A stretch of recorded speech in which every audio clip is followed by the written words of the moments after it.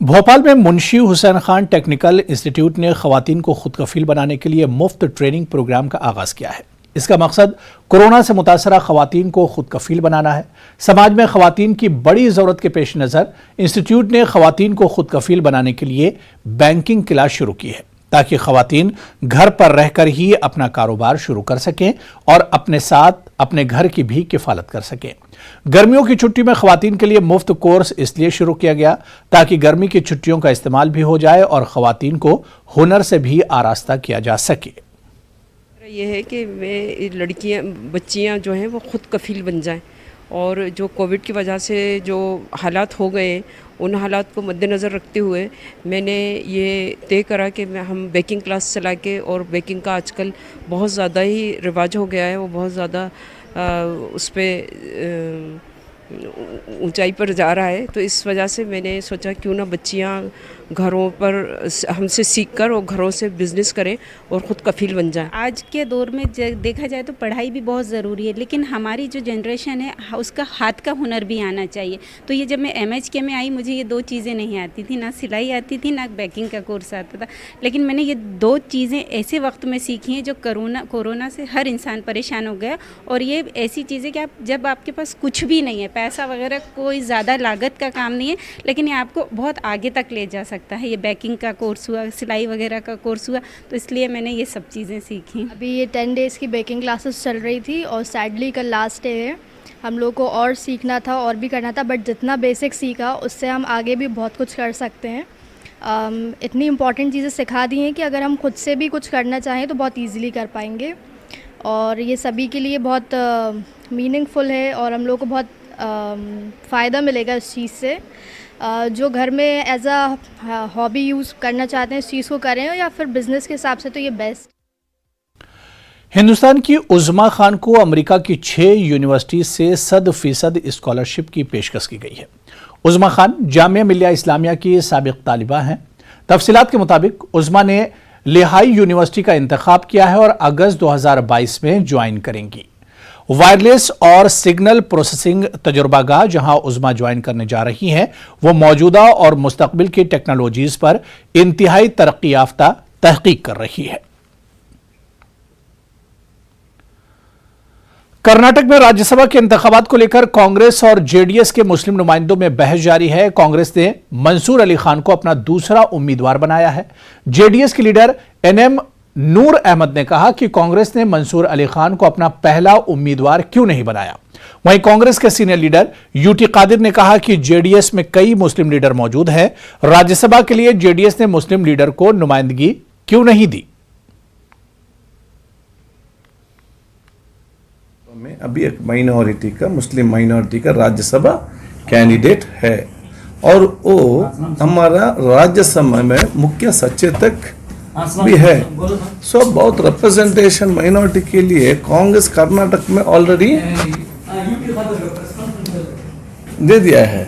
अभी जनता दल क्या दे दिया माइनॉरिटी के लिए, बोलो क्यों? उसमें जाफरुल्ला खान था, दानिश अली था, CM इब्राहिम था, अमर फारूक था, और माइनॉरिटी लीडर्स था, क्यों नहीं दे दिया? हमारे वो पूछता है ना, वो क्या किया था, वो किसको देता है? भूपेंद्र रेड्डी कि उनका पार्टी वर्कर है, वो हमारा कांग्रेस कैंडिडेट था पहले, कि उनको वर्कर छोड़ के, माइनॉरिटी लीडर के छोड़ के वो क्यों उनको नहीं दे दिया? अभी वो कुछ नहीं करता है माइनॉरिटी के लिए, कांग्रेस सभी किया, सभी रिप्रेजेंटेशन दे दिया है। अब ये सिर्फ पॉलिटिक्स करने के लिए बात करता है।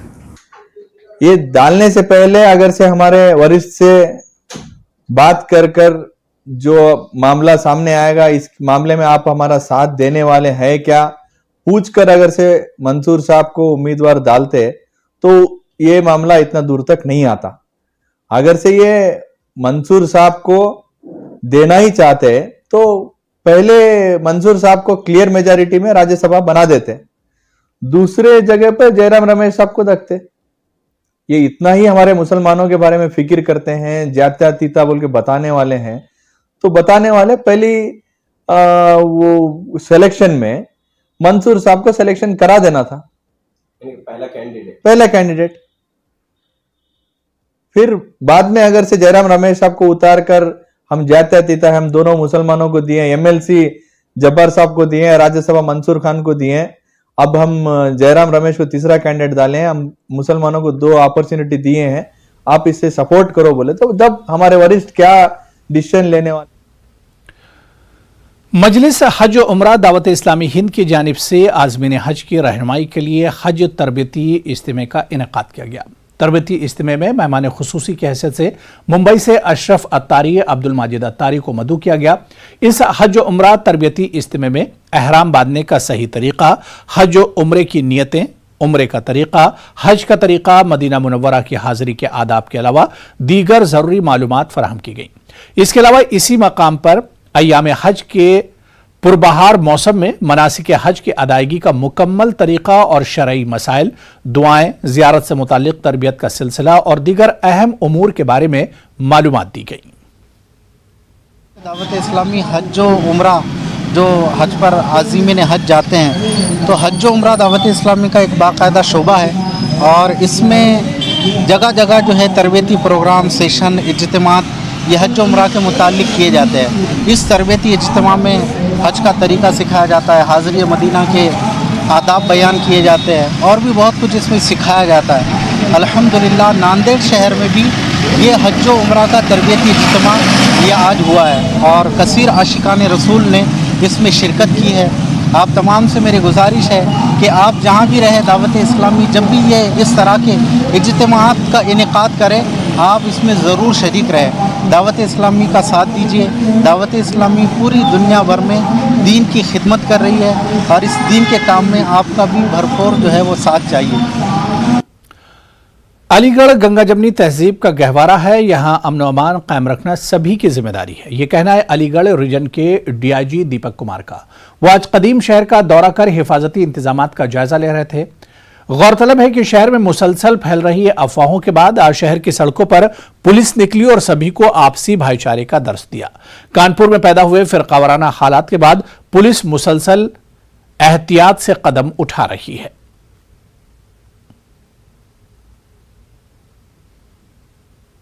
अलीगढ़ जनपद और अलीगढ़ शहर एक गंगा जमनी तहजीब का शहर रहा है और इस गंगा जमनी तहजीब के शहर में यहाँ के लोग एक सौहार्द के साथ रह रहे हैं। हम लोगों के द्वारा पुलिस की पिकेट जहाँ जहाँ पुराने शहर में है सब जगह का भ्रमण किया गया है। हमारे जितने पीएससी के साथी हैं उन सबको मोटिवेट किया गया है और मैं आपके माध्यम से शहर के भी सभी लोगों से कहना चाहूँगा कि किसी प्रकार की अफवाह में नहीं आए और एक दूसरे के साथ मिल करके विश्वास के साथ रहें। और हमारी पुलिस की पूरी व्यवस्था सब जगह मुस्तैद है। आज भी आप लोगों ने भी देखा कि शहर में सभी जगह पुलिस मुस्तैदी के साथ लगी हुई है और कोई भी आदमी यदि हमारे शहर का माहौल ख़राब करने का प्रयास करेगा तो उस पर हम लोग सख्ती से कार्रवाई करेंगे। पुलिस इसके लिए अलर्ट है और जो भी व्यक्ति चाहे सोशल मीडिया या अन्य सभी चीज़ों पर जो माइक्रो ब्लॉगिंग साइट्स हैं सब पर हमारी नज़र है और जो भी व्यक्ति माहौल ख़राब करने का प्रयास करेंगे चाहे वो कोई भी हो उस पर हम लोग सख्त से सख्त कड़ी से कड़ी कार्रवाई करेंगे। बेंगलुरु की कदीम ईदगाह इन दिनों सुर्खियों में है। हिंदू तंजीमें इस ईदगाह को बल्दिया की जगह करार देते हुए तमाम मज़ाहिब के लिए खोलने का मुतालबा कर रही हैं। इस दौरान बृहद बेंगलुरु महानगर पालिका के एक तहरीरी बयान से मुसलमानों में बेचैनी देखने को मिली है। इस पूरे मामले पर न्यूज़ 18 उर्दू ने कर्नाटक रियासती वक्फ बोर्ड के चेयरमैन मौलाना शाफई सईदी से खास बातचीत की। मौलाना शाफई सईदी ने कहा कि ईदगाह वक्फ की मिल्कियत है, हिंदू तंजीमों का दावा बेबुनियाद है। बेंगलुरु के कल्ब में वाक़े सरकाजी ईदगाह के सिलसिले में तनाज़ा पैदा करने की कोशिश की गई है। यहाँ हिंदू नवाज तंजीमों का दावा है कि ये एक मैदान है, तो कॉरपोरेशन ने बीबीएमपी ने एक सर्कुलर भी जारी किया है कि ये बृहद बेंगलुरु महानगर पालिका की प्रॉपर्टी है। इस पूरे मसले पर बात करने के लिए हमारे साथ मौजूद हैं कर्नाटक रियासती वक्फ बोर्ड के सदर मौलाना शाफई सादी।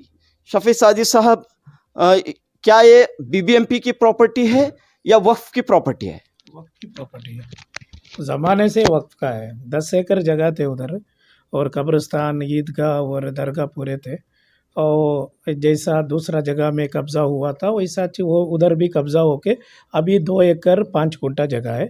वो जब ईदगाह है वो चामराजनगर सुन्नी ईदगाह करके हाई कोर्ट में भी जजमेंट हुआ है और कॉरपोरेशन वाले 1965 में ये करे थे और सुप्रीम कोर्ट भी जजमेंट कर चुके हैं। तो बीबीएमपी ने क्यों सर्कुलर जारी किया कि ये बृहद बेंगलोर महानगर पालिका की प्रॉपर्टी है? नहीं, हमारा नॉलेज में नहीं है वो सर्कुलर के बारे में, लेकिन तो मीडिया का थ्रू हमें भी हमारा नॉलेज को भी आया है। लेकिन तो बीबीएमपी जो भी डिपार्टमेंट हो, ये वक्फ बोर्ड बोले तो एक गवर्नमेंट का है, बीबीएमपी भी गवर्नमेंट का है। कुछ सर्कुलर